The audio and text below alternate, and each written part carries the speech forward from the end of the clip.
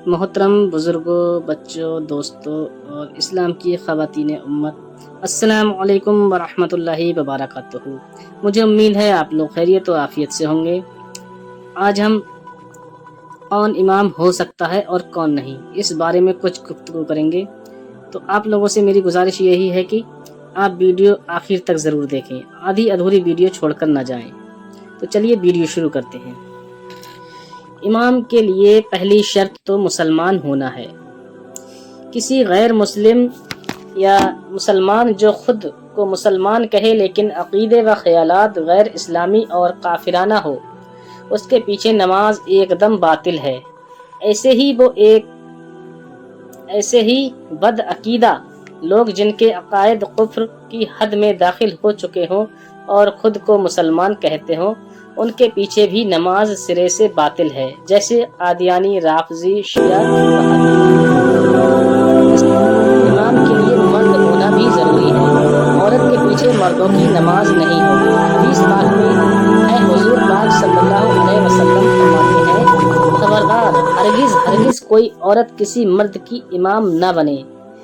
इब्ने माजा बाबुल जुमा सफ़ा 77 में है।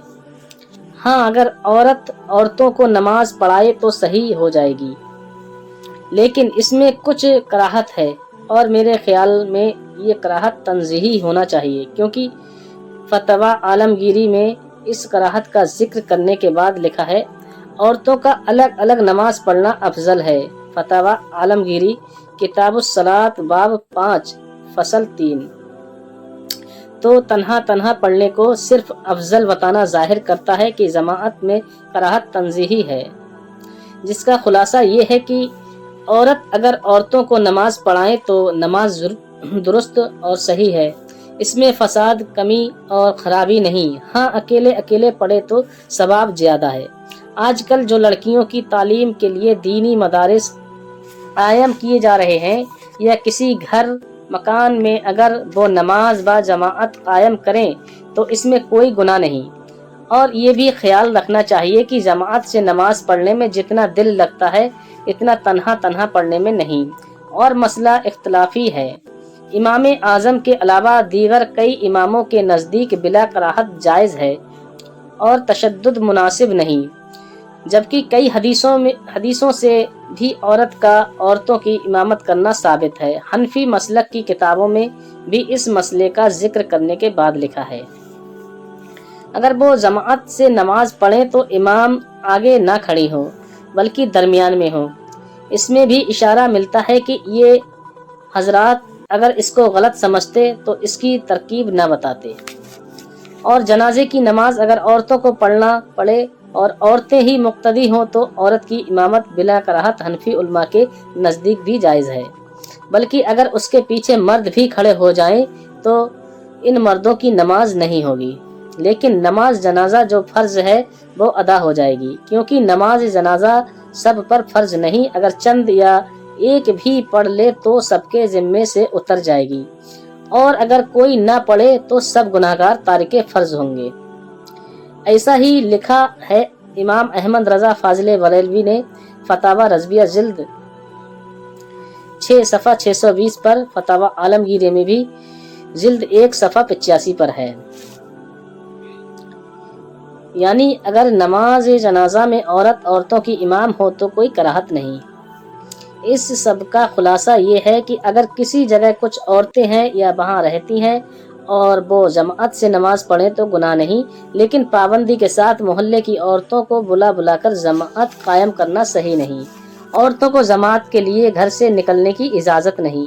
नाबालिग के पीछे बालिग लोगों की नमाज सही नहीं है। हाँ, अगर समझदार नाबालिग बच्चों के नमाज पढ़ाए तो नमाज दुरुस्त है। समझदार करीब बलूग बच्चा अपने जैसे बच्चों की इमामत करे तो जायज़ है, लेकिन नाबालिग के पीछे बालिगों की नमाज दुरुस्त नहीं है, वो फर्ज नमाज हो या तरावी व वितर। नमाज की इमामत के लिए आकिल यानी समझदार होना भी ज़रूरी है। अगर कोई दीवाना या पागल नमाज पढ़ा दे तो नमाज ना होगी। हाँ, ऐसा पागल दीवाना जो किसी वक्त ठीक हो जाता है, तो जिस वक्त वो ठीक हो उसके पीछे नमाज पढ़ी जा सकती है। امامت کے لیے سب سے بہترین وہ شخص ہے جو عالم دین ہو، نماز اور دین کے عقائد و مسائل سے خوب اچھی طرح واقف ہو، اور ایسے کئی لوگ ہوں اور وہ سب علم میں برابر ہوں تو ان میں جو سب سے اچھا قرآن پڑھتا ہو اس کو امام بنایا جائے۔ اور اچھا قرآن پڑھنے کا مطلب یہ نہیں کہ صرف آواز اچھی ہو، بلکہ تجوید و قرآت سے اچھی طرح واقف ہو اور اس کے قواعد کا لحاظ رکھتا ہو، اور قرأت میں بھی سب برابر ہوں تو ان میں سے زیادہ پرہیزگار آدمی کو امام بنانا چاہیے، چاہے امامت کے لیے اتنا ہی کافی ہے کہ وہ مسلمان ہو، علل اعلان گناہ نہ کرتا ہو، ضرورت کے لائق مسائل جانتا ہو، قرآن ٹھیک سے پڑھ لیتا ہو اور ضرورت کے لائق اسے قرآن یاد ہو، لیکن ہو سکے تو عالم دین پرہیزگار قاری کو امام بنایا جائے جو خوش اخلاق، تندرست، اچھے حسب و نسب اور وضاحت والا ہو۔